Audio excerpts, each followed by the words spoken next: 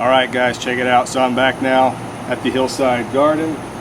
Today I'm going to be harvesting my potatoes. So if you watched my earlier videos from like back in the spring, I had some Yukon Gold, some red potatoes, and I think 2 Russet potatoes that had sprouted up, had the eyes going on them, and instead of throwing them in the compost or just chucking them in the garbage, I figured I had this raised bed and I was going to give it an experiment just to kind of try to grow and see what you can get.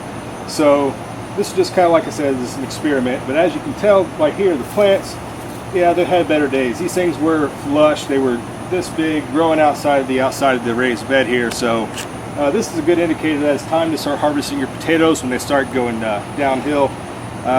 This being the first week of July, temperatures have been in the 90s, so your potatoes are not going to form tubers anyways, so there's no really advantage to keeping them growing at this point. So what I'm going to do is just kind of come in here close, kind of dig around, pull some stuff up by hand, see what I can find, and then I'm going to get the garden shovel here, kind of turn some stuff over and see what else I can find down inside the garden bed. So let's go ahead and get on a little bit closer, and we are going to see what we can find just on top. And for the record, I don't remember which one is which. I didn't label these, so I'm not sure which one the red potatoes, Yukon, or the Russets may or may not be. So we'll find out. Okay, so really simple when you're harvesting potatoes, I guess. I'm just going to kind of pull these guys out. Check it out. So these are pretty good right here so far. Whoa! This one is huge. That one's huge. You know, it's just kind of fun when you're harvesting potatoes like this, just to kind of dig around in the soil. Just feel around, see what you can find.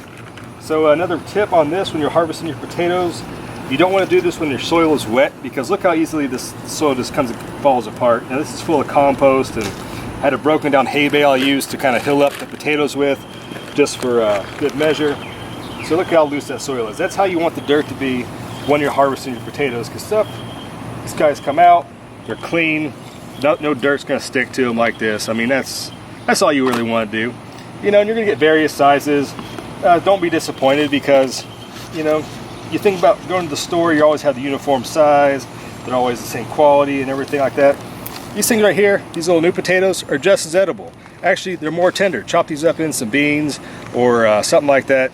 Potato salad, totally awesome. They don't need to be huge monster potatoes to taste good. So that's another advantage you have of growing your own potatoes at home. If I wanted to stop right here, I could just stop.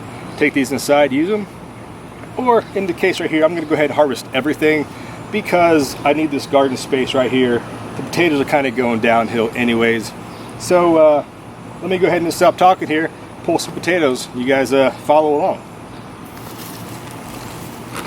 Oh, you guys check it out. So I guess the red potatoes are probably on this end. And that's a good sized red potato if you ask me. I mean, I'd pay for that in the store. But I noticed something right here, if you can look at that. See how this has already started to kind of rebud or start growing? Yeah, that means I left these in the ground for too long. So they've actually started to kind of go through the first life cycle, and now these tubers full of energy are actually trying to send out another plant. So note to self, I probably waited a little bit too long to plant these out, but it's just been so hot lately. I just didn't want to try to deal with it in the heat. So anyways, let's get back to pulling some potatoes out here.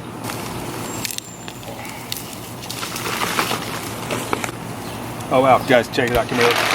So I think these are the Yukon Gold, or maybe the Russet, I'm not really sure, but this is right on top of the soil right here. Which brings me to another good point about mounding up your potatoes. If these guys are in contact with the sunlight, they're going to turn green. Once they're green, they're poisonous, you cannot eat them. So yes, another big advantage of having your own home garden is you can spend a lot of time hilling stuff up and taking care that you don't get green potatoes. So yeah, these aren't the biggest potatoes in the world, and that's fine, because these are going to taste just fine. I mean, just look right here. This is insane. Holy crap. Look at all these potatoes from this one plant. I mean, great. Like I said, they're not huge, but my goodness, man, look at this. This just goes to show you that organic practices, adding compost, all these kind of things absolutely work, especially with potatoes. And there's just more of them. Everywhere you reach, you're just pulling out more and more and more potatoes. Over here, check it out, man. That is so cool. Yeah. So anyways, with most crops, most raised beds and these kind of things, you're going to get I guess nutrient loss is what I guess I'm trying to get to. You plant potatoes, or corn or something like this, you're taking more from the soil than what you're giving back. So it's like every crop you harvest is a net negative. Okay, so you have to re-fertilize. You have to use more compost if you're an organic gardener, but you're always fighting the battle of replenishing the nutrition that you're taking from the soil.